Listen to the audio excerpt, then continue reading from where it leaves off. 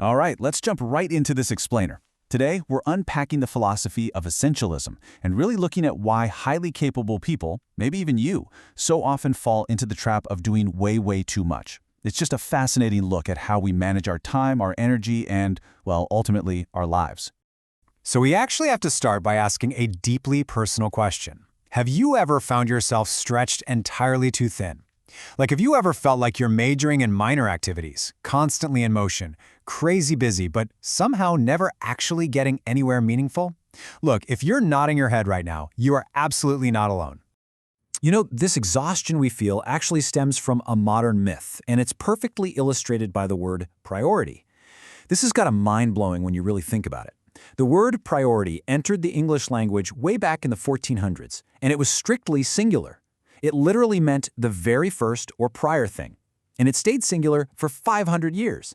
That is, until we illogically pluralized it in the 1900s. We started talking about priorities, basically pretending that just by changing the word, we could somehow bend reality and have multiple first things. Spoiler alert, we can't. Section 1. The Non-Essentialist Trap. A millimeter of progress in a million directions. Let's transition over to the core problem here and explore how trying to be all things to all people actually destroys our effectiveness. When our energy is scattered into dozens of different activities, kind of like a tangled web, we're exerting a ton of effort, right? But we only experience a millimeter of progress in a million different directions. It's like spinning your wheels. However, when that exact same amount of energy is focused on fewer activities, we actually get the deeply satisfying experience of making significant, meaningful progress in the things that truly matter. Take Sam Elliott, for example. He was a highly capable Silicon Valley executive, but after his company was acquired, he was just so eager to please everyone that he said yes to literally every request, every meeting, every endless email thread. Naturally, his stress absolutely skyrocketed, and his work quality completely plummeted. He was actually ready to retire early out of sheer frustration. But then, a mentor gave him some brilliant advice. Stay, but start acting like a consultant. Start saying no, and do only what you deem absolutely essential. When Sam applied this tougher criteria, people didn't actually resent him. They completely respected his honesty, and he got his life and his career right back on track. Section 2. Less but better. Shifting your paradigm. So, to escape this trap ourselves, we have to completely rethink how we approach our daily choices. We have to transition from the tangled, chaotic, totally reactive mindset of the non-essentialist to the clear, deliberate, and purposeful focus of the essentialist. It's really all about moving from a life of default to a life of design.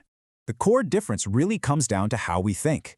While the non-essentialist is constantly thinking, I have to, and reactively trying to force execution at the last possible minute, the essentialist knows they have a choice. The essentialist thinks, I choose to. They actually hit pause to carefully discern what truly matters, constantly asking themselves what the real trade-offs are before ever making a commitment. This disciplined pursuit perfectly echoes the philosophy of legendary Braun lead designer Dieter Rams. When he was tasked with designing a record player, instead of covering it in a clunky wooden lid like everyone else was doing at the time, he stripped away all the noise and just used a sleek, clear plastic cover. His revolutionary aesthetic was driven by 3 simple German words, weniger aber besser, which translates to less but better. That relentless pursuit of essence, that is the very definition of essentialism. Section 3. The Paradox of Success. Why Capable People Get Stuck. Now, you might be wondering, if focusing on less but better is so wildly effective, why do so many bright, ambitious, intelligent people remain snared in the death grip of the non-essential? Well, the answer lies in a fascinating trap called the paradox of success, and it works in 4 predictable steps. First, your initial clarity of purpose leads to success. Second, that success gives you a reputation as a go-to person, which naturally brings increased options and opportunities. Third, those increased options actually lead to diffused efforts, as you get spread thinner and thinner. And finally, you become completely distracted from the very thing that made you successful in the first place. The pursuit of success literally becomes a catalyst for failure. It's crazy. And to make matters worse, this paradox is severely amplified by what we can call today's perfect non-essentialist storm. I mean, never before have we faced such an exponential increase in choices, which naturally leads to crippling decision fatigue. You combine that with intense social pressure, a hyper-connected world delivering constant opinion overload, and that deeply damaging corporate myth that we can and absolutely should have it all. Honestly, it's just a recipe for burnout. Section 4. The Closet Metaphor, a system for purging the non-essential. To break free from the storm, we need a systematic approach to our lives, very much like a professional organizer uses to tackle a cluttered, overflowing closet. Just think about a closet where you keep shoving clothes in. Without a system, it overflows, right? Well, our lives are the exact same way. Commitments just pile up without any expiration dates.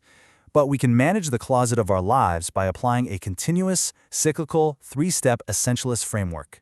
Explore, eliminate, and execute. Let's break these down real quick. Step 1 is explore. When you're cleaning a closet, if you ask, "Might I wear this someday?" you're going to keep everything. Instead, the essentialist explores broadly but evaluates ruthlessly.